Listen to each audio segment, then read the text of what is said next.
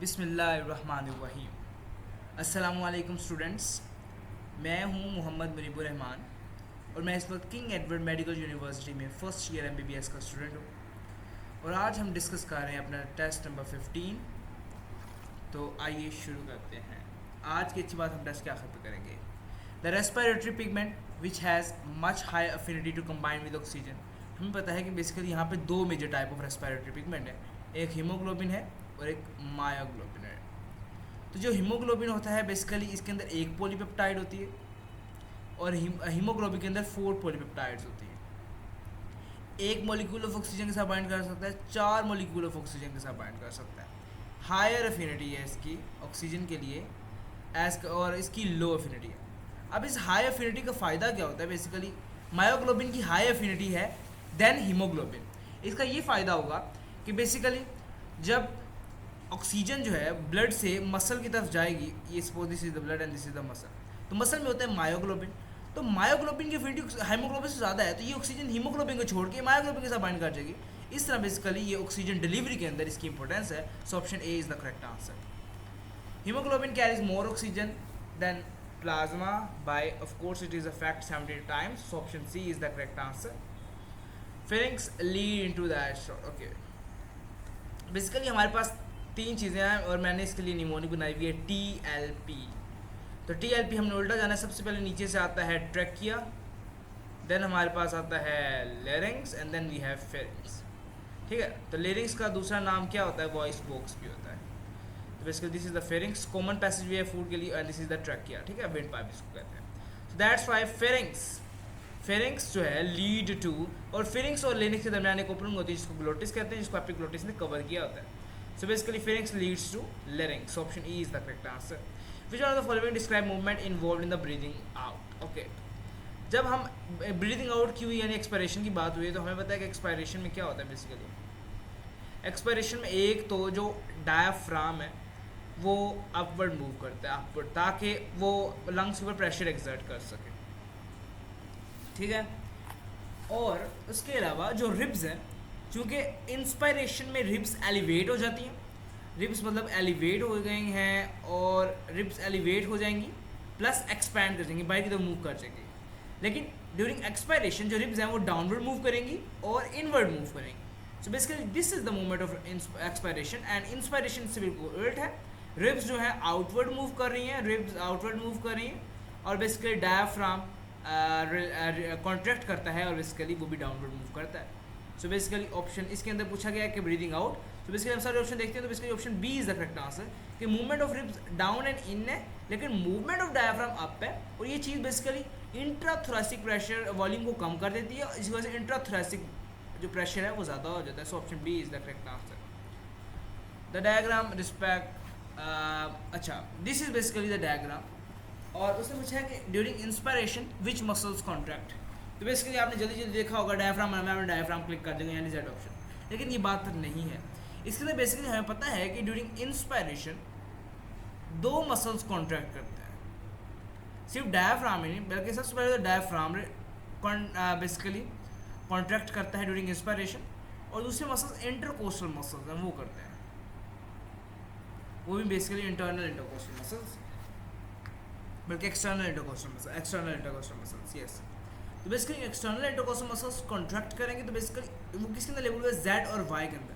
जो लंग का अपना स्पेसिफिक टिश्यू है वो कॉन्ट्रैक्ट नहीं करता। So option basically Y and G जिसमें होगा वो correct answer. Option D is the correct answer. In the air passage way the incoming air passes from pharynx to the, हमें जैसे कि पहले डिस्कस किया TLP, तो फेरिंग्स के बाद क्या आता है? Larynx. So option D is the correct answer. How many millilitre of oxygen are present in litre of water. तो हमें पता है कि बेसिकली वाटर की जो बेसिकली ऑक्सीजन बाइंडिंग कैपेसिटी है वो कम है, लो है, तो बेसिकली 110% है बेसिकली। तो बेसिकली 100 मिलीलीटर के अंदर कितनी होगा? बेसिकली 10 मिलीलीटर मौजूद होगा। So basically option A is the correct answer, 10 millilitre. The covering of lungs is termed as, हमें पता है कि जो लंग्स की कवरिंग होती है उसको हम कहते हैं प्लूरा। लंग्स को कवरिंग को कहते हैं pleura, is basically lungs covering. और हार्ट की कवरिंग को क्या कहते हैं? आप में से किसी को पता है हार्ट की कवरिंग को क्या कहते हैं? बेसिकली हार्ट की कवरिंग को कहते हैं पेरिकार्डियम। सो बेसिकली इसके अंदर लेकिन कवरिंग ऑफ लंग्स पूछा है तो प्लूरा यानी pleural membrane, so option A is the correct answer. The venous blood in the tissue has carbon dioxide, हमें पता है कि बेसिकली वीनस ब्लड के अंदर कार्बन डाइऑक्साइड 54 मिलीलीटर होती है मिलीलीटर पर 100 मिलीलीटर, लेकिन जो आर्टीरियल ब्लड होता है इसके अंदर 50 मिलीलीटर होती है पर 100 मिलीलीटर, यानी कि 4 मिलीलीटर का एक्सचेंज हुआ है in the tissues. So that's why इसके अंदर हम देखेंगे option C is the correct answer. The flap like structure found in the larynx is called, तो बेसिकली लेरिंक्स के अंदर एक फ्लैप लाइक स्ट्रक्चर प्रेजेंट होता है। Suppose this is the larynx and this is the glottis, तो इसके ऊपर flap like structure होता है, इसको कहते हैं epiglottis. So basically option B is the correct answer.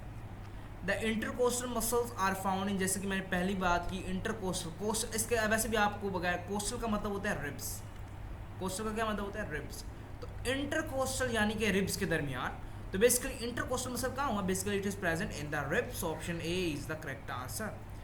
A muscular passage that is common to both food and air, we know that basically तीन हमने पाथ डिस्कस किए थे और यहाँ से बेसिकली एसोफेगस चला जाता है पीछे, ठीक है। तो बेसिकली फेरिक्स जो है वो फूड और वाटर के लिए कॉमन है, फूड भी एसोफेगस में चली जाती है और एयर जो है वो लेरिंग्स में आके चली जाती है थ्रू ग्लोटिस। लेकिन यहाँ पे पूछा गया है कि बेसिकली मस्कुलर पैसेज कौन सा कॉमन है, तो basically it is basically the pharynx. During inspiration हमें पता है कि बेसिकली इंस्पायरेशन के दौरान डायाफ्राम कॉन्ट्रैक्ट हो जाता है और स्ट्रेटन हो जाता है, लेकिन एक्सपायरेशन के दौरान डायाफ्राम रिलैक्स हो जाता है और डोम शेप हो जाता है। तो that's why option A is the correct answer, क्योंकि यहाँ पे इंस्पायरेशन के बारे में पूछा गया है। The structure which is diameter less than 1 millimetre, तो हमें पता है कि बेसिकली ऐसा स्ट्रक्चर जिनका 1 मिलीमीटर से डायमीटर लेस है बेसिकली वो ब्रोंक्यूल्स है। So basically option A is the correct answer. The maximum capacity of 100 millimetre to absorb oxygen, तो हमें पता है कि बेसिकली मैक्सिमम प्रेशर होता है ऑक्सीजन का प्रेशर, तो उस पर जो हीमोग्लोबिन है वो 19.6% जो है वो सैचुरेट हो सकता है, यानी कि 20% सैचुरेट हो सकता है, तकरीबन 20%। अब 20% का मतलब है कि 20 millilitre per 100 millilitre. So that's why option B is the correct answer, 20 millilitre. What is the main cause of lung cancer, तो बेसिकली हमें पता है कि बेसिकली 90% जो केसेस होते हैं लंग कैंसर्स के वो ड्यू टू स्मोकिंग होते हैं। सो दैट्स वाई स्मोकर के अंदर 90% चांस ज़्यादा होता है। तो that's why option A is the correct answer, lung cancer के चांसेस स्मोकिंग में बढ़ जाते हैं। विच one of the following is not the part of respiration, तो बेसिकली हमारे पास जो रेस्पिरेशन होती है ये एक ब्रॉड टर्म है, बेसिकली देखा जाए तो एक एक्सटर्नल रेस्पिरेशन होती है, एक इंटरनल रेस्पिरेशन होती है, एक्सटर्नल रेस्पिरेशन इंटरनल रेस्पिरेशन, तो इसको बेसिकली सेल के अंदर हो रही होती है, ब्रेक डाउन ऑफ ग्लूकोज को कहते हैं। एंड एक्सटर्नल रेस्पिरेशन को ब्रीदिंग या वेंटिलेशन भी कहते हैं, तो basically exchange of oxygen air है। लेकिन यहाँ पर उसने पूछा which is the not part of respiration, तो बेसिकली आप जब सारे ऑप्शन लिखेंगे ब्रेक डाउन ऑफ ग्लूकोज ये तो पार्ट होता है, फॉर्मेशन ऑफ एटीपी ये भी पार्ट होता है, रिलीज ऑफ एनर्जी ये भी पार्ट होता है, एक्सचेंज ऑफ गैसेस तो ये भी बेसिकली रेस्पिरेशन का पार्ट है। लेकिन चूंकि पहले 3 ऑप्शंस के दरमियान एक ही रेस्पिरेशन यानी इंटरनल रेस्पिरेशन की बात हो रही है और डी वाले ऑप्शन के दरमियान एक्सटर्नल रेस्पिरेशन की बात हो रही है, उसने कहा कौन सा रेस्पिरेशन का पार्ट नहीं है, तो बेसिकली बात होगा हम जो एक्सटर्नल रेस्पिरेशन है उसको रेस्पिरेशन कंसीडर ही नहीं करते, हम उसको ब्रीदिंग कंसीडर करते हैं, इसलिए हम ऑप्शन डी की तरफ जाएंगे। वैसे अगर यहाँ पर इसके अलावा कोई और गलत ऑप्शन होता तो हम उसकी तरफ जाते, लेकिन उसने कहा कि बेस्ट ऑप्शन हो तो बेस्ट ऑप्शन तो ऑप्शन डी ही होगा। मानते हैं कुछ बुक्स में लिखा हुआ है कि it is the part of respiration which is the external respiration, लेकिन कुछ बुक में ये भी लिखा हुआ है कि breathing is different from respiration. So that's हम बेस्ट आंसर की तरफ जाएंगे, सो option D is the correct answer और कोई ऑप्शन हम चुन भी नहीं सकते। The amount of oxygen in exhaled air is, तो हमें पता है कि बेसिकली यहाँ पे ये टेबल देख सकते हैं, this is very good table. तो ऑक्सीजन जो होती है इनहेल्ड एयर में 21% होती है और एक्सहेल्ड एयर में 16% होती है। कार्बन डाइऑक्साइड इनहेल्ड एयर में 0.04% होती है जबकि एक्सहेल्ड एयर में 4% होती है। नाइट्रोजन 79% है इनहेल्ड में भी एक्सहेल्ड में भी, क्योंकि इसकी कंसंट्रेशन में डिफरेंट नहीं होता। जो वाटर वेपर्स होते हैं वो बेसिकली इनहेल्ड एयर में वेरिएबल होते हैं लेकिन एक्सहेल्ड एयर में सैचुरेटेड होते हैं। So basically this is the table from PTB, you have to memorise this table. Trachea is also termed as, जैसे मैंने आपको पहले बताया कि ट्रैकिया को हम क्या कहते हैं, बेसिकली विंड पाइप कह रहे हैं। So option D is the correct answer. The nasal cavity open outside of the kind of opening known as, हमें बताया कि बेसिकली नेजल कैविटी जो कि हमारी नाक की कैविटी को कहते हैं, आउटसाइड पे वो दो जिसको हम नथनियाँ नहीं कहते, दो सुराख बने हुए नाक के अंदर, उससे ओपन होती है, और उन कैविटी को हम इंग्लिश में कहते हैं नॉस्ट्रल्स। तो basically option C is the correct answer, open outside by the way of nostrils. The type of bronchitis that causes no permanent damage to the lungs and lasts for 2 weeks is about। तो basically ऐसा bronchitis, अब bronchitis के दो types होते हैं basically. कितनी types होती हैं? दो टाइप्स होती हैं, एक एक्यूट होता है और एक क्रोनिक होता है। एक्यूट जो यकदम हो जाए, और जो क्रोनिक होता है बेसिकली वो स्लोली प्रोग्रेस करता है, ठीक है।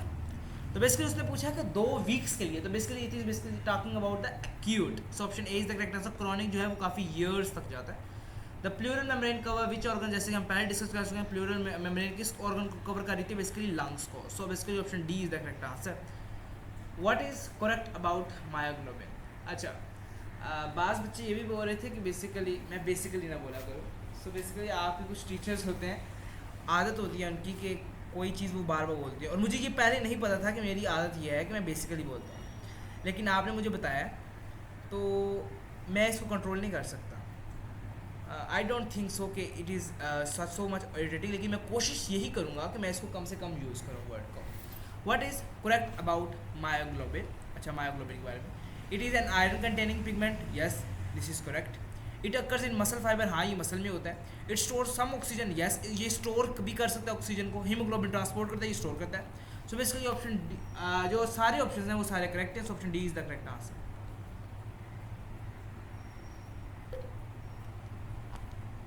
Each nasal cavity subdivided into dash passageways in man. तो हमें पता है कि बेसिकली हर नेजल कैविटी 3 पार्ट्स में डिवाइड है by the way of extensions of the nasal membrane. Basically projections of bone होती हैं, तो उसकी प्रोजेक्शन ऑफ बोन्स जो होती हैं वो इसको नेजल कैविटी को 3 पार्ट्स में डिवाइड कर देती हैं। So option C is the correct answer.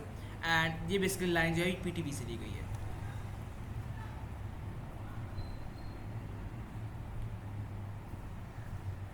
The function of vocal cords is to help it. हमें पता है कि बेसिकली, अच्छा हमें पता है कि हमारे जो लेरिंग्स होता है, जिसको हम वॉइस बॉक्स भी कहते हैं, उसके अंदर a pair of fibrous band is basically stretched, इस तरह होता है बेसिकली। जब एयर इसमें से पास कर रही थी आउटसाइड, तो ये वाइब्रेट करता है, तो इस वाइब्रेशन से साउंड प्रोड्यूस होती है। तो बेसिकली वोकल कॉर्ड का फंक्शन वॉइस प्रोडक्शन है। Option A is the correct answer. Asthma releases a compound name. तो basically asthmatic patient basically compound release होता है, इसको कहते हैं हिस्टामीन। ये WBCs रिलीज़ करते हैं, एंड ये एलर्जिक कंपाउंड है। तो ये बेसिकली जो है ये ब्रोंको कंस्ट्रक्शन कर देता है। Option A is the correct answer. Which one of this is the functional unit of lungs? तो जो बेसिकली एल्विलाई हैं वो लंग्स के फंक्शनल यूनिट है, क्योंकि वहाँ पर एक्सचेंज ऑफ गैसेज हो रहा है। So option A is the correct answer. What is the human breathing rate during hard physical work? तो हमें पता है कि हार्ड फिजिकल में ह्यूमन का rate 30 to 40 breaths per minute होता है। So option D is the correct answer. The double layer thin membranous sac that cover the lungs. तो बेसिकली जो डबल मेम्ब्रेनस लेयर होती है जो कि लंग को कवर कर रही होती है, तो उसको हम प्लूरल मेम्ब्रेन कहते हैं। तो इसकी बेसिकली 2 लेयर्स का क्या नाम है? It is basically called the parietal pleura, जो कि चेस्ट वॉल की तरफ डायरेक्टेड होती है, और जो लंग्स की तरफ डायरेक्टेड मेम्ब्रेन होती है, सपोज यहाँ पर लंग पड़ी होगी, ठीक है, तो इस मेम्ब्रेन को हम कहते हैं विजरल प्लूरा। तो इसकी 2 लेयर्स होती हैं, पेराइटल प्लूरा और visceral pleura. Option D is the correct answer. How many different type of bronchitis are there? तो जैसे कि मैं पहले ही डिस्कस कर चुका हूँ, 2 टाइप्स ऑफ ब्रोंकाइटिस हैं, एक एक्यूट है और एक क्रोनिक है, और आप इस टेबल में भी देख सकते हैं। इस टेबल के आगे जो लिखे हुए सिम्टम्स वो वैसे आपके आउट ऑफ सिलेबस है, लेकिन आप फिर भी देख सकते हैं कि क्रोनिक में वीक्स या मंथ्स तक जाता है, लेकिन यहाँ पे डेज से वीक्स तक जाता है। यहाँ पर जो म्यूकस होता है वो वाइट होता है, यहाँ पे येलो होता है, वीजिंग होती है, फीवर होता है यहाँ पर, and you can see this table. आप इसकी स्क्रीनशॉट भी ले सकते हैं। विच one of this is not involve in the respiration? तो लंग्स रेस्पिरेशन में इन्वॉल्व है, हमें पता है कि ये गैसेस एक्सचेंज कर रही है। ट्रैकिया भी रेस्पिरेशन के अंदर इन्वॉल्व है, ब्रोंकाई भी रेस्पिरेशन के दौरान। तो बेसिकली जो हार्ट है उसका कोई रोल नहीं है direct. So option C is the correct answer.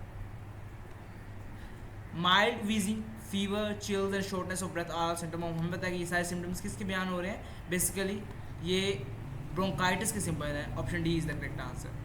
The cartilage protects the trachea from, तो जो कार्टिलेज है, तो बेसिकली हमें पता है कि जो ट्रैकिया होता है उसमें सी शेप कार्टिलेजिनियस रिंग्स होती हैं, और उनका काम क्या होता है बेसिकली, वो कोलैप्सिंग से बचाती हैं ट्रैकिया को। Option A is the correct answer. The oxygen and carbon dioxide crosses the plasma membrane through which process, तो हमें पता है कि ऑक्सीजन और कार्बन डाइऑक्साइड नॉन पोलर है, तो ये प्लाज्मा मेम्ब्रेन से सिंपली डिफ्यूज होकर पास कर सकती हैं। Option C is the correct answer, passive diffusion से पास करती हैं। अब केमिस्ट्री स्टार्ट हो गया। Primary alcohol is produce by the reaction of Grignard reagent with dash followed by the hydrolysis in acidic medium. हमें पता है कि जब हम ग्रिग्नार्ड रिएजेंट का फॉर्मेल्डिहाइड से रिएक्शन करवाते हैं, और फॉर्मेल्डिहाइड से रिएक्शन करवाने के बाद जब हम उसकी एसिडिक हाइड्रेशन करवा रहे होते हैं, तो बेसिकली हमारे पास प्रोड्यूस होता है इथाइल अल्कोहल या एथेनॉल। सो आप देख सकते हैं कि ये रिएक्शन आपके सामने बना है, फॉर्मेल्डिहाइड ग्रिग्नार्ड रिएजेंट के साथ रिएक्ट किया, यानी मिथाइल मैग्नीशियम आयोडाइड, फिर एक इंटरमीडिएट कंपाउंड बना, इसकी हमने एसिड हाइड्रोलिसिस करवाई, इसकी वजह से एथेनॉल बना और मैग्नीशियम हाइड्रोक्सी आयोडाइड बना। लेकिन यहाँ पर फॉर्मेल्डिहाइड ऑप्शन बी में है, तो option B is the correct answer. Ethanol when reacted with PCl5 give APOCl3 and HCl, A react with AgNO3, तो हम इसके लिए बेसिकली रिएक्शन कर लेते हैं। तो हमें पता है कि बेसिकली जब एथेनॉल जो है CH3CH2OH ये PCl5 के साथ रिएक्ट करता है, तो बेसिकली यहाँ पर इसकी सब्स्टिट्यूशन हो जाती है, तो यहाँ पर बन जाता है हमारे पास इथाइल क्लोराइड।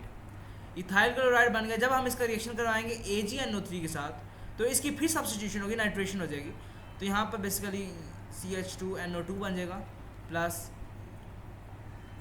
AgCl बनेगा। तो हम देखेंगे पहले क्या बना, पहले बना इथाइल क्लोराइड और उसके बाद ethyl nitrate. So option D C is the correct answer. Dehydration of alcohol at 100 degree centigrade, हमें पता है कि बेसिकली हाई टेम्परेचर यानी 100 डिग्री सेंटीग्रेड पर जब हम डिहाइड्रेशन करवाते हैं एथेनॉल की, तो हमारे पास इथीन बनता है, और जब हम लो टेम्परेचर पे करवाते हैं तो ईथर बनता है। So option A is the, यहाँ पे 100 बोला गया है, so option A is the correct answer. Phenol reacts with CH3CO to give, तो हमें पता है कि बेसिकली जब फिनॉल जो है, suppose this is the phenol, जब ये रिएक्ट करेगा CH3COCl, तो बेसिकली यहाँ पर होगी इसकी सब्स्टिट्यूशन होगी, तो यहाँ पर ये होगा कि इस तरह कंपाउंड बन जाएगा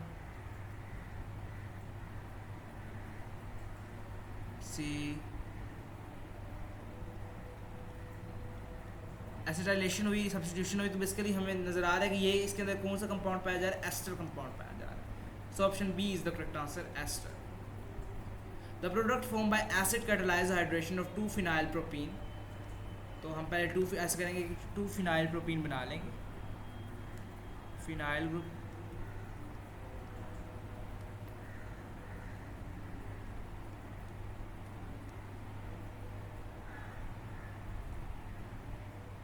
मैं हाइड्रोजन नहीं लिख रहा, चलिए लिख देते हैं हाइड्रोजन, यहाँ पे ज़रूरत है hydrogen.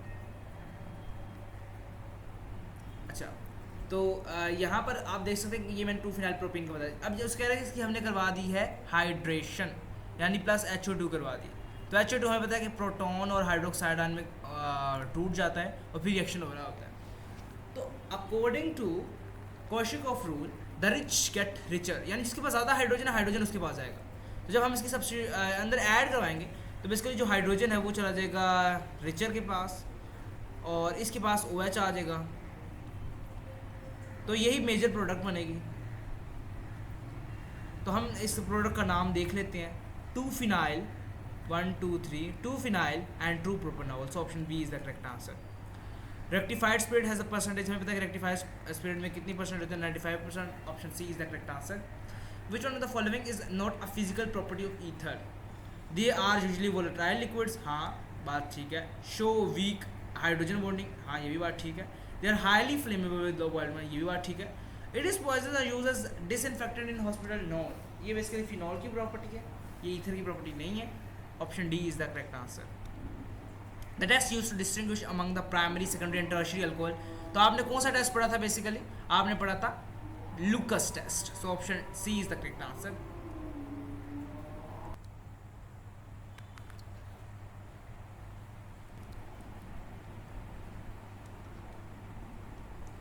Phenol is a dash liquid. So basically ये डाई लिक्विसेंट लिक्विड होता है। डाई लिक्विसेंट हम लिक्विड को कहते हैं जो बेसिकली जिनका जो जल्दी मेल्ट कर जाते हैं, या जब उनके अंदर वाटर पानी डाला जाता है तो वो मेल्ट सा कर जाते हैं। So that why phenol is a deliquescent according to the PTB line. The alcohol in which the carbon which is attach to the OH group is further attach with 2 carbon atoms. तो ऐसी carbon जो further 2 carbon atom से join हो और OH से join हो, उस carbon को हम कहते हैं सेकेंडरी कार्बन। और इस अल्कोहल को हम क्या कह रहे होते हैं? तो इस अल्कोहल को हम कह रहे होते हैं कि ये सेकेंडरी अल्कोहल है, 2-OL। So that's why option B is the correct answer. Which of the following alcohol does not get oxidise when it reacts with. तो हमें पता है कि टर्शरी अल्कोहल ऑक्सीडाइज नहीं होती, तो हम इसके अंदर टर्शरी अल्कोहल देखेंगे। टर्शरी अल्कोहल किसको कहते हैं? जिसके अंदर कार्बन जो कि OH ग्रुप के साथ अटैच है, उसके साथ 3 कार्बन मजीद अटैच हो। सो ऑप्शन ए के अंदर टर्शरी अल्कोहल है, ऑप्शन बी के अंदर सेकेंडरी अल्कोहल है, ऑप्शन सी के अंदर प्राइमरी है और ऑप्शन डी के अंदर भी प्राइमरी है। तो हम ऑप्शन ए की तरफ जाएंगे। और टर्शरी अल्कोहल क्यों नहीं दे रही होती, ऑक्सीडाइज क्यों नहीं होती? इसकी वजह ये होती है कि असल में इसके पास हाइड्रोजन नहीं होता। The classification of monohydric alcohol. तो बेसिकली मोनोहाइड्रिक अल्कोहल सब जब हम ऑप्शन को पढ़ते हैं तो hydroxyl group is the correct answer, क्योंकि हमें पता है कि अगर हाइड्रोक्सिल ग्रुप ऐसी कार्बन के साथ लगा होगा जो 3 कार्बन से लगी हुई है तो ये टर्शरी अल्कोहल होगी। अगर हाइड्रोक्सिल ग्रुप ऐसी कार्बन के साथ लगा हुआ है जो आगे 2 कार्बन के साथ लगा हुआ है तो ये अल्कोहल होगी सेकेंडरी अल्कोहल। और अगर हाइड्रोक्सिल ग्रुप ऐसी कार्बन के साथ लगा हुआ है जो 1 कार्बन या किसी कार्बन के साथ नहीं लगी तो वो प्राइमरी अल्कोहल है। तो बेसिकली क्लासिफिकेशन किसकी बेस पे है? हाइड्रोक्सिल ग्रुप की बेस पे है। Option C is the correct answer. The alkenes can be form by alcohol in the presence of. तो हमें पता है कि ये आप रिएक्शन देख सकते हैं। तो जब हम अल्कोहल्स की इन the presence of pyrimidine POCl3 के साथ रिएक्शन करवाते हैं तो हमारे पास अल्कीन्स बनती हैं। So option D is the correct answer. Which one of the following sequence of the product D will be form. तो हम ये सारे रिएक्शंस लिख लेते हैं। तो जब प्रोपाइल ब्रोमाइड अल्कोहलिक KOH के साथ रिएक्शन करेगा तो हमें पता है कि इसकी एलिमिनेशन होगी, और एलिमिनेशन होगी तो बेसिकली हमारे पास ये कंपाउंड बन जाएगा। तो बेसिकली मैं सारा ही लिख देता हूँ। जब इसकी एलिमिनेशन होगी इन the presence of KOH alcoholic KOH तो क्या होगा कि यहाँ से एक हाइड्रोजन निकलेगा और यहाँ से ब्रोमाइड निकलेगा तो एक अल्कीन बन जाएगी। अब अल्कीन बन चुकी है, उसके बाद उसका रिएक्शन हम करवा रहे हैं H2SO4 और वाटर ऐड करवा रहे हैं। तो बेसिकली हाइड्रेशन होगी, वाटर ऐड करवाया H2 in the presence of H2SO4। तो अकॉर्डिंग टू कोशिकोफ rule the rich get richer. तो हाइड्रोजन उसके पास जाएगा जिस कार्बन पर हाइड्रोजन आगे ही ज़्यादा है।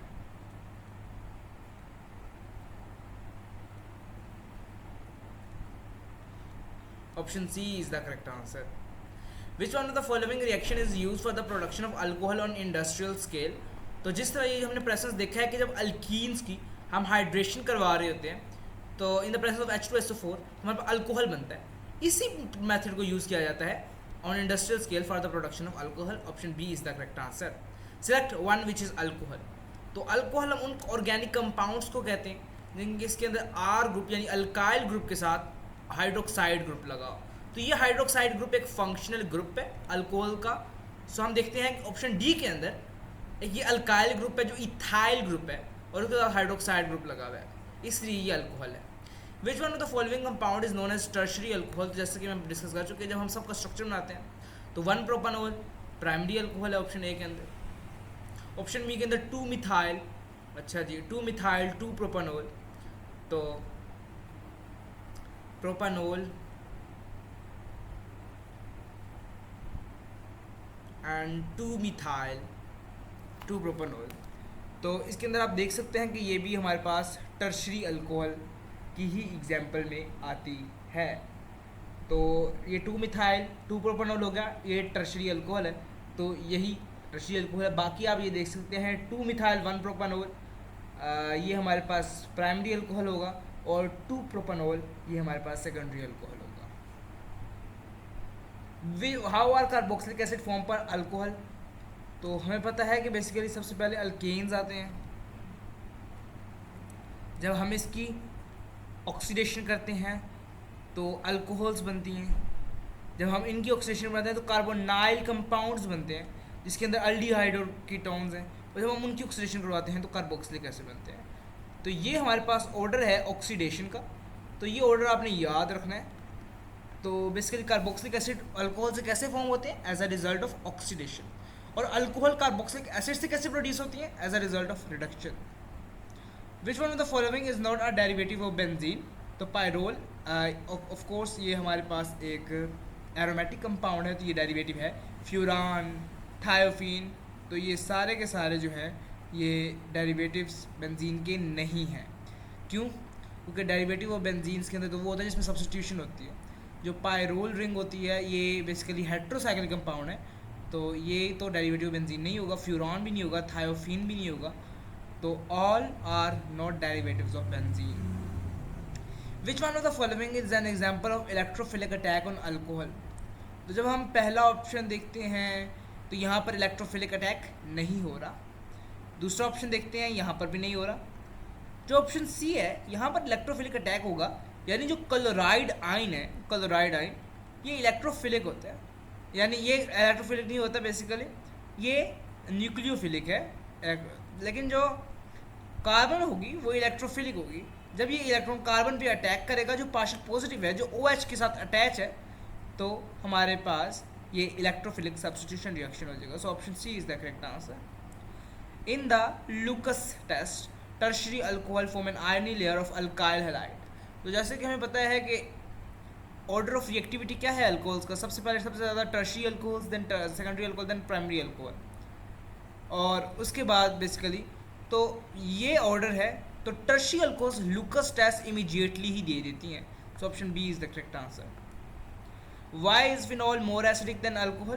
Due to the presence of resonance. हाँ, क्योंकि जो फिनॉल का फिन ऑक्साइड आयन होता है वो रेजोनेटली स्टेबलाइज होता है। तो जिसका आयन जो है वो स्टेबलाइज हो, यानी जिसका प्रोडक्ट स्टेबल है, तो वो रिएक्शन ज़्यादा होगा, यानी कि ये ज़्यादा डिसोसिएट होगा, यानी इसकी एसिडिटी ज़्यादा है। Due to absence of resonance in alcohol, तो हमें पता है कि अल्कोहल में रेजोनेंस नहीं होती, इसलिए ये शो नहीं करता acidity. So option C is the correct answer. Both A and B are the reasons.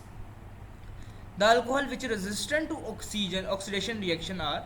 तो जैसे हम पहले डिस्कस कर चुके हैं, जो टर्शरी अल्कोहल्स होती हैं वो रेजिस्टेंस होती हैं टू द ऑक्सीडेशन, और इसकी वजह क्या होती है? इसकी वजह यही होती है कि हम डिस्कस कर चुके हैं कि इसके बाद हाइड्रोजन नहीं होता अटैच्ड।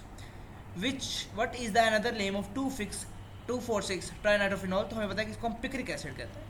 आप ये डायग्राम देख सकते हैं कि ये नाइट्रोफिनॉल है, ये ट्राइनाइट्रो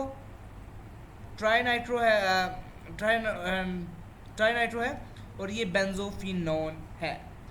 तो पिक्रिक एसिड का स्ट्रक्चर ये होता है, trinitrophenol. So basically option A is the correct answer, TNT। Dehydration of alcohol at low temperature and high acidic concentration. हमें पता है कि लो टेम्परेचर पे क्या बनता है? ईथर बनता है, और हाई टेम्परेचर पर अल्कीन बनता है यहाँ, लेकिन यहाँ पर लो टेम्परेचर बोला गया, तो option B is the correct answer, ether. Glycerol can also be termed as. हमें पता है कि जो ग्लिसरॉल होता है ये ट्राईहाइड्रिक अल्कोहल है।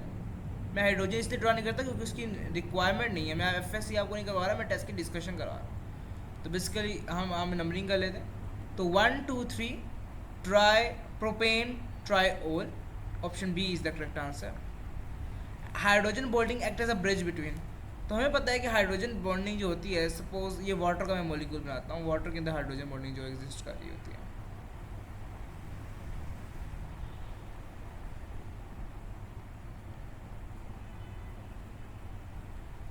तो वाटर के अंदर जो हाइड्रोजन बॉन्डिंग एग्जिस्ट कर रही होती है, तो इसके अंदर आप देख सकते हैं कि ये जो हाइड्रोजन है ये 2 इलेक्ट्रोनेगेटिव एलिमेंट, 2 ऑक्सीजन के दरमियान ब्रिज के तौर पे एक्ट कर रहा है, इसलिए option A is the correct answer. Which one of the following gases can not be liquefied? तो हमें पता है कि हाइड्रोजन और हीलियम के दरमियान जो अट्रैक्टिव फोर्सेज होती हैं वो बिल्कुल मिनिमम होती हैं, so that's why they can't be liquefied, और ये आइडियल गैसेज के तौर पे एक्ट कर रही होती है। तो आइडियल गैसेज हमें पता है कि आइडियल गैसेज जो होती हैं वो लिक्विफाइड नहीं हो सकती, so option B is the correct answer. Which one of the following substances has the largest intermolecular forces of attraction? तो हम सबका कंपैरिजन करते हैं, तो हमें पता है कि ये सारे ऑक्सीजन, सल्फर, ये सारे एक ही ग्रुप के एलिमेंट्स हैं, तो इसलिए उसके अंदर ऑक्सीजन का साइज सबसे कम है, यानी कि इसकी इलेक्ट्रोनेगेटिविटी भी सबसे ज़्यादा है, क्योंकि ground the group electronegativity decrease करती है। तो इलेक्ट्रोनेगेटिविटी सबसे ज़्यादा है, तो इसके अंदर जो हाइड्रोजन बॉन्डिंग है वो आ जाती है। तो चूंकि वाटर के दरमियान हाइड्रोजन बॉन्डिंग होती है, तो इसके अंदर लार्जेस्ट इंटरमोलेकुलर फोर्स है, क्योंकि हाइड्रोजन बॉन्डिंग बाकी जो भी इंटरमोलेकुलर फोर्स हैं सल्फर और पोलर बॉन्ड से ज़्यादा स्ट्रॉन्ग है। So option A is the correct answer. Ionic solids are characterised by low melting point, नहीं आयनिक सॉलिड का तो हाई मेल्टिंग पॉइंट होता है। Good conductivity in solid state, नहीं they are not conductor in solid state. High vapour pressure, नहीं, इनका तो vapour pressure low होता है। सोलबिलिटी इन पोलर सॉल्वेंट, हाँ, आयनिक कंपाउंड या आयनिक सॉलिड्स होते हैं वो पोलर सॉल्वेंट्स में डिजोल्व होते हैं, जैसे नमक पानी में डिजोल्व हो सकता है। Which solids are called the true solids, तुम्हें पता है कि क्रिस्टलाइन सॉलिड्स को ही हम ट्रू सॉलिड्स कहते हैं, क्योंकि इसके अंदर रेगुलर अरेंजमेंट होती है पार्टिकल्स की। Option C is the correct answer. Why ionic solids have low lattice energy, तो हमें पता which ionic compound solid has low lattice energy, तो हमें पता है कि जो लैटिस एनर्जी है वो डायरेक्टली प्रोपोर्शनल है चार्ज टू साइज रेशियो की, यानी कि जिसका साइज बड़ा होगा उसकी लैटिस एनर्जी कम होगी। और हमसे ये पूछे कि किसकी, अब जो एन आइन है वो सब में सेम है, तो हम इसको नहीं छेड़ेंगे, हम कैटायन को देख रहे हैं, लिथियम, सोडियम, पोटाशियम, सीजियम। हमें पता है कि इसमें सीजियम का जो आइन है उसका साइज सबसे बड़ा है। अब साइज सबसे बड़ा यानी चार्ज टू साइज रेशियो सबसे कम है, यानी कि लैटिस एनर्जी भी सबसे कम हुई, क्योंकि lattice energy inversely proportional to the charge होता है। Option D is the correct answer. Which one of the following is not an amorphous solid, तो जो टेबल सॉल्ट होता है जिसको हम NaCl यानी सोडियम क्लोराइड भी कहते हैं, तो ये आयनिक जो ये है ये एमॉर्फस सॉलिड नहीं है, बल्कि ये क्रिस्टलाइन सॉलिड है, और क्रिस्टलाइन सॉलिड की भी आयनिक सॉलिड जो सब टाइप है। Which one of the following is an isotopic property, an isotropic property वो होती है जो डायरेक्शन पर डिपेंड कर रही होती है, लेकिन आइसोट्रोपिक प्रॉपर्टी जो डायरेक्शन पर डिपेंड नहीं करती। तो रिफ्रैक्टिव इंडेक्स आइसोट्रोपिक प्रॉपर्टी है, कोफिशिएंट ऑफ थर्मल एक्सपेंशन बी है आइसोट्रोपिक प्रॉपर्टी, क्लीवेज बी है, लेकिन जो मेटालिक कंडक्शन है ये आइसोट्रोपिक प्रॉपर्टी नहीं है। सॉरी, आइसोट्रोपिक प्रॉपर्टी इसको कहते हैं जो डायरेक्शन पर डिपेंड कर रही होती है। तो दैट्स वाई ये तीनों है, तो बेसिकली हमारे पास जो है वो मेटालिक कंडक्शन, सॉरी मैंने पहले से ही बोला था, I got confuse. Anisotropic property जो डायरेक्शन में डिपेंड करती है, और जो कि मैं लिख देता हूँ इधर, आई थिंक आप भी, एनाइसोट्रोपी जो डायरेक्शन डिपेंडेंट है, और जो आइसोट्रोपिक जो डायरेक्शन पे डिपेंड नहीं कर रहा। Option D is the correct answer. When an element exists in more than one crystalline form, this phenomenon is called allotropy. Allotropy की definition है, option C is the correct answer. A solid may be made up of, तो हमें पता है कि solid जो होता है वो एटम से मिलकर बना हो सकता है जैसे मेटालिक सॉलिड्स, आयन से मिलकर बना हो सकता है जैसे आयनिक सॉलिड्स, मॉलिक्यूल से मिलकर बना होता है जैसे कि मोलेकुलर सॉलिड्स। सो बेसिकली सारे के सारे टाइप्स है क्रिस्टलाइन सॉलिड की। सो option D is the correct answer. Which one has the highest melting and boiling point, तो इन सब में से जो कोवेलेंट सॉलिड्स होते हैं उनका मेल्टिंग एंड बॉइलिंग पॉइंट सबसे ज़्यादा होता है, उसके बाद आयनिक सॉलिड्स, और उसके बाद जो बाकी जो हैं उनका होता है। तो बेसिकली हमें पता है कि जो आयनिक सॉलिड्स होते हैं, कोवेलेंट सॉलिड्स जो होते हैं, उनका आयनिक सॉलिड की निस्बत मेल्टिंग एंड बॉइलिंग पॉइंट ज़्यादा होता है। इसकी वजह ये होती है कि एग्जाम्पल ये है, आप कहेंगे ऐसा तो कभी भी नहीं हमने देखा, तो जो डायमंड है उसका मेल्टिंग एंड बॉइलिंग पॉइंट सबसे ज़्यादा है। इसलिए आप देख सकते हैं कि जो कोवेलेंट सॉलिड्स होते हैं उनका मेल्टिंग एंड बॉइलिंग पॉइंट ज़्यादा होता है, और इसकी वजह क्या होती है, क्योंकि यहाँ पे कोवेलेंट बॉन्ड एग्जिस्ट कर रहे होते हैं। Option C is the correct answer. In a crystal the atoms are located in the position of, तो हमें पता है कि बेसिकली हम जब ये चैप्टर केमिकल बॉन्डिंग में स्टार्ट होता है तो हम इसके अंदर ये ग्राफ पढ़ रहे होते हैं कि जब एटम्स होते हैं वो एक दूसरे को अप्रोच करते हैं तो उनकी जो है पोटेंशियल एनर्जी कम हो रही होती है। एक ऐसा वक्त आता है बैलेंसिंग पॉइंट की उनकी पोटेंशियल एनर्जी मिनिमम होती है, ऐसे करके ग्राफ बना था। लेकिन बाद में पहले एक जब एटम अप्रोच कर रहे हैं पोटेंशियल एनर्जी कम हो रही है, एक वक्त आएगा मिनिमम पोटेंशियल एनर्जी होगी, वो है बैलेंस पॉइंट। उसके बाद मज़ीद करीब जाएंगे तो उनकी पोटेंशियल एनर्जी बढ़ना शुरू हो जाएगी। जो इस स्टेबलाइज पॉइंट है इसी पर सारे जो जितने भी पार्टिकल्स हैं वो बॉन्डिंग कर रहे होते हैं, इसलिए क्रिस्टल के अंदर atoms are located at minimum potential energy. Option C is the correct answer. Which one is the anisotropic, तो बेसिकली एनाइसोट्रोपिक जो प्रॉपर्टी है वो क्रिस्टलाइन सॉलिड की है। तो आप मुझे इनमें से खुद ही बता दें कि क्रिस्टलाइन कौन सा सॉलिड है। क्वार्ट्ज जो है वो क्रिस्टलाइन सॉलिड है, बाकी जितने भी हैं वो क्रिस्टलाइन सॉलिड नहीं है। रबर एमोर्फस सॉलिड है, और वाटर और हाइड्रोजन गैस और वाटर लिक्विड है। Crystalline part of otherwise amorphous solid is called, तो हमें पता है कि जो एमॉर्फस सॉलिड्स होते हैं उसके अंदर इरेगुलर अरेंजमेंट होती है पार्टिकल्स की, लेकिन पूरा का पूरा सॉलिड इरेगुलर अरेंजमेंट नहीं होती, लेकिन कुछ एरियाज होते हैं small areas of regular arrangement, तो हम उन एरियाज को कहते हैं क्रिस्टलाइट्स। इसलिए इसमें से जो बेस्ट आंसर होगा option B is the best answer, so option B is the correct answer. Coinage metals copper, silver and gold and they have dash crystal system. हमें पता है कि इन सबका क्यूबिकल क्रिस्टल सिस्टम होता है, option A is the correct answer. In crystallized structure the NaCl the arrangement of chloride ions, तो हमें पता है कि जो सोडियम क्लोराइड का क्रिस्टल होता है इसके अंदर फेस्ड सेंटर्ड क्यूबिक अरेंजमेंट होती है, तो इसलिए जो अरेंजमेंट होगी वो ऑप्शन ए में लिखी हुई है, face centre cubic. In a crystal lattice the correct sequence of bond angle is, तो बेसिकली ये कन्वेंशन है, बेसिकली इसकी तरतीब इतनी मैटर नहीं कर रही होती, हमारे सर ने बताया था हमें, लेकिन चूंकि अब ये MCQs आया हुआ तो हमने बुक की तरतीब लिखनी है, और बुक की तरतीब के मुताबिक BC के दरमियान एंगल अल्फा, CA के दरमियान एंगल बीटा और AB के दरमियान angle gamma, option A is the correct answer. और बाकियों के अंदर AB और के दरमियान तो अल्फा नहीं होता, इसको बेस्ट करने का तरीका यही होता है कि अब जो BC है तो उसके अंदर अल्फा आ जाएगा, जो C है उसके अंदर बीटा आ जाएगा और AB के अंदर गैमा आ जाएगा, यानी कि जो लेंस है उसके अलावा एंगल को हम सिंबल दे रहे होते हैं। Total unit cell dimensions are, तो यूनिट सेल डायमेंशंस कितनी होती हैं? 6 यूनिट सेल डायमेंशंस होती हैं, 3 लेंस होती हैं और 3 एंगल्स होते हैं। 3 लेंस कौन सी होती हैं? ABC, और एंगल्स कौन से होते हैं? Alpha, beta and gamma, option C is the correct answer. The crystalline form of white tin is, तो वाइट टिन की क्रिस्टलाइन फॉर्म क्या होती है? टेट्रागोनल होती है, option C is the correct answer. Molecular crystals are, जो molecular crystals होते हैं कि जो मॉलिक्यूल्स के दरमियान अट्रैक्टिव फोर्सेस की वजह से होते हैं, तो वो हार्ड होते हैं? नहीं, हार्ड तो नहीं होते। वेरी हार्ड होते हैं? नहीं, वेरी हार्ड भी नहीं होते। सॉफ्ट होते हैं क्योंकि उनके दरमियान इंटरमोलेकुलर जो फोर्सेस हैं आई एम वो वेरी लो है, क्योंकि वो लंदन या तो लंदन डिस्पर्जन फोर्सेस हैं या वीक पोलर फोर्सेस हैं, that's why they are very soft. The crystal form due to London dispersion of forces are, जैसे कि मैं पहले बता चुका हूँ कि इंटरमोलेकुलर फोर्सेस के अंदर के अंदर वीक होती है मोलेकुलर क्रिस्टल्स के दरमियान, और उनके दरमियान लंदन डिस्पर्जन फोर्सेस एग्जिस्ट करती है नॉन पोलर्स के दरमियान, और पोलर के दरमियान लंदन डिस्पर्जन फोर्सेस भी एग्जिस्ट करती हैं, उसके साथ पोलर फोर्सेस भी एग्जिस्ट कर रही होती है। इसके अंदर option B is the correct answer. The number of chloride ions per unit cell of at the corner are, हमें पता है कि हर यूनिट सेल के अंदर 8 क्लोराइड आयन होते हैं हाँ कॉर्नर पे, तो ये 8 क्लोराइड आयन होंगे कॉर्नर पे, तो हाँ लेकिन हम जो 8 होते हैं वो 8 के दरमियान शेयर भी होते हैं, तो 1/8 × 8 तो 1 आ जाएगा, तो एक यूनिट सेल के अंदर कितने क्लोराइड आ गए? 1 हो गए, option A is the correct answer. Which is incorrect about structure of iodine?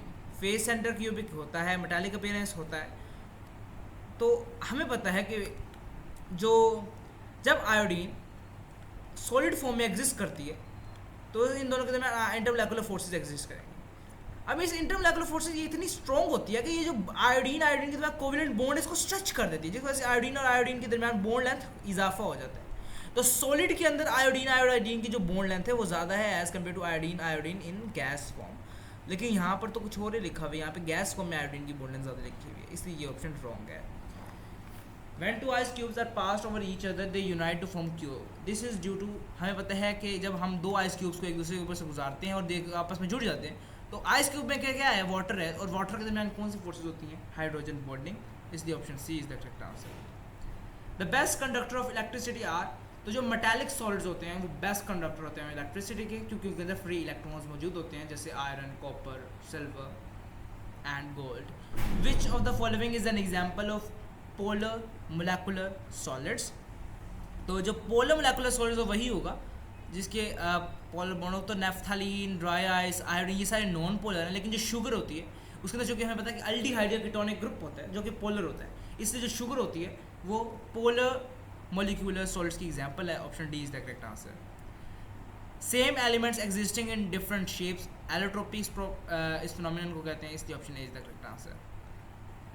In each of the following questions okay correct one choose करना है, तो मैं हर ऑप्शन के दरमियान आपको गलती बता दूंगा ताकि हम देख लें। अच्छा, this pollution in the pollution in the city had a bad effect about me, तो जो इफेक्ट होता है असर करना, तो बेसिकली उसके साथ करेक्ट यूज़ होता है इफेक्ट ऑन, असर करना, ये तो आपको वैसे भी पता होगा। सो ऑप्शन ए के अंदर इफेक्ट अबाउट है, ये नहीं हो सकता. इफेक्ट फॉर भी नहीं हो सकता ऑप्शन बी के अंदर. ऑप्शन सी के अंदर इफेक्ट इन होता है, तो ऑप्शन डी के अंदर लिखा हुआ है effect on. So option D is the correct answer. Norma try to lift it off but it is lock to place. तो उसके अंदर दो गलतियाँ. एक तो इसने यहाँ पर इज़ यूज़ किया हुआ है, तो बेसिकली अगर पहले सेंटेंस में ट्राइड यूज़ हो रहा है यानी पास्ट फॉर्म यूज़ हो रही है, तो दूसरे में भी वॉज यूज़ होना चाहिए यानी सेकंड फॉर्म यूज़ हो रहा है, लेकिन यहाँ पे फर्स्ट फॉर्म यूज़ की हुई है, इसलिए ये रूल आउट हो गया. Norma try to pick but they were, तो बेसिकली जो होता है बॉक्स वो तो इट होगा ना, तो ये भी नहीं हो सकता. Norma try to lift it off but it was locked in place. तो जो करेक्ट पोजीशन होता है, पोजीशन होती है वो लॉक्ड इन होती है यानी अपनी जगह पर जमा हुआ, अपनी जगह पे लगा हुआ. तो it was locked it of, और इसके अंदर दोनों सेंटेंस में सेकंड फॉर्म यूज़ हो रही है, इसलिए यही करेक्ट आंसर है. ऑप्शन डी को हम देख लेते हैं.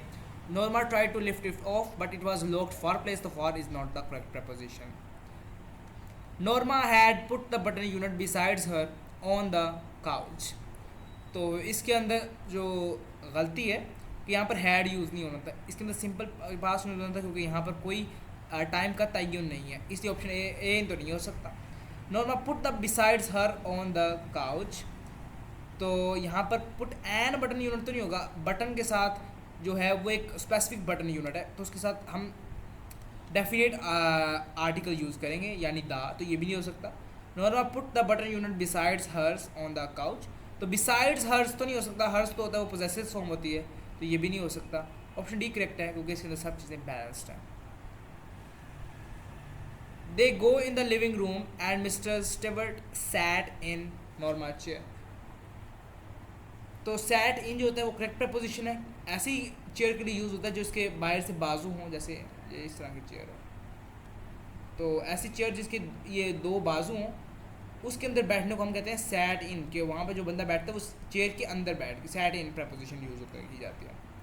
ये प्रपोजिशन का ठीक है, लेकिन यहाँ पर फॉर्म की गलती है कि दूसरे सेंटेंस में हम सेकंड फॉर्म यूज़ करें तो पहले सेंटेंस में हम फर्स्ट फॉर्म कैसे यूज़ करते हैं, ये गलत हो जाएगा. दूसरा सेंटेंस बिल्कुल करेक्ट है, बैलेंस्ड है. दे went in the living room, एक रूम के अंदर हम जा रहे हैं तो यहाँ पर हम इन तो यूज़ नहीं कर सकते, हम यहाँ पर इन टू यूज़ करेंगे क्योंकि हम एक कमरे के अंदर जा रहे हैं. एंड ऑप्शन डी के अंदर इन टू यूज़ हुआ है, but mister Stewart set in Norma chairs, तो यहाँ पर आप देख सकते हैं कि इसके अंदर एस के बाद कोमा लगा हुआ है. And they went in to the living room and but yes, यहाँ पे जो मेजर गलती है वो इतनी उसकी गलती नहीं है, लेकिन जो बट है वो रॉन्ग है. बट इसलिए गलत है क्योंकि हम यहाँ पर ये जो कंजक्शन यूज़ हो रहा है वो करेक्ट इसका यूज़ नहीं है, यहाँ पर एंड यूज़ होना चाहिए था, इसलिए option B is the correct answer. The children small seeds, comma लगा के हम एडिशनल इन्फॉर्मेशन ऐड कर रहे हैं, ये बात बिल्कुल ठीक है. Might on any instant be sown to all the Martian climes, तो बेसिकली इसके अंदर जो मिस्टेक है माइट ऑन एनी इंस्टेंट नहीं होता, बल्कि ये करेक्ट फ्रेज ये है एट एनी इंस्टेंट, तो यही करेक्ट फॉर्म है. बाकी सब में about any instant, any for any instant ये गलत है, तो option C is the correct answer. In the morning as she left the apartment Norma saw the card halves on the table, ये बिल्कुल बैलेंस है. At the morning, at morning नहीं होगा, इन the morning use होगा क्योंकि morning के साथ correct preposition एक खास टाइम है, तो हम इसके अंदर बेसिकली मॉर्निंग जो है उसका टाइम ज़्यादा है, तो हम इसलिए इसके लिए इन प्रपोजिशन यूज़ करते हैं, एट या ऑन यूज़ नहीं कर रहे होते. Option A is the correct answer. When he had gone, Arthur tore it in half and tossed the pieces in the table. तो फेंक देना पेपर को, तो उसके लिए इन द टेबल तो यूज़ नहीं होगा, इन द टेबल तो बिल्कुल रॉन्ग है. तो किसी चीज़ पर फेंक देना के लिए बेसिकली हम ऑन टू यूज़ कर रहे होते हैं, तो बाकी में भी प्रपोजिशन इन टू और इन टू गलत यूज़ हुई है. Option C is the correct answer. They both looked at each other startled by all they had just finished saying, ये बैलेंस्ड है. they both looked through each other at, look जो होता है वो looked की preposition, look के साथ correct preposition क्या है, look at. बाकी जितनी प्रपोजिशन है look from, look about, वो इसके अंदर यूज़ नहीं होंगी. Option A is the correct answer. he chastised the team for their lack of commitment. तो बेसिकली हमें पता है कि ये जो वर्ड है जस्टिस, इसके साथ फॉर यूज़ हो रहा होता है, इसके साथ बाकी प्रपोजिशन रोंग है, फ्रॉम, टू एंड ऑफ, इसलिए ऑप्शन डी की जो है करेक्ट आंसर है। अब हमारे पास लॉजिकल रीजनिंग के क्वेश्चन आ गए। ऑल क्लॉक्स आर वॉचेस, तो हम ना साथ इसकी एक डायग्राम बना लेंगे, वेन्स डायग्राम, जिसकी वजह से हमारा जो है ये आसान हो जाएगा। तो ऑल क्लॉक्स आर वॉचेस, यानी कि all clocks are watches, clock का मतलब लिख लेंगे, वॉचेस को हम बाहर लिख लेंगे। सम क्लॉक्स आर अलार्म्स, तो जो सम क्लॉक्स हैं वो अलार्म है। Some alarms are watches, some alarms are watches, हाँ ये बात ठीक है, कुछ अलार्म वॉचेस हैं, this correct.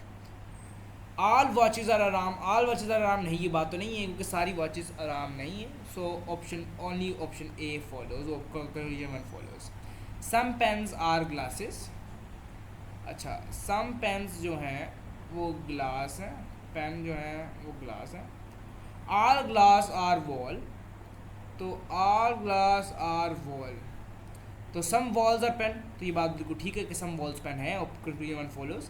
Some walls are glasses, some walls are also glasses, तो basically both conclusion follows, option C is the correct answer.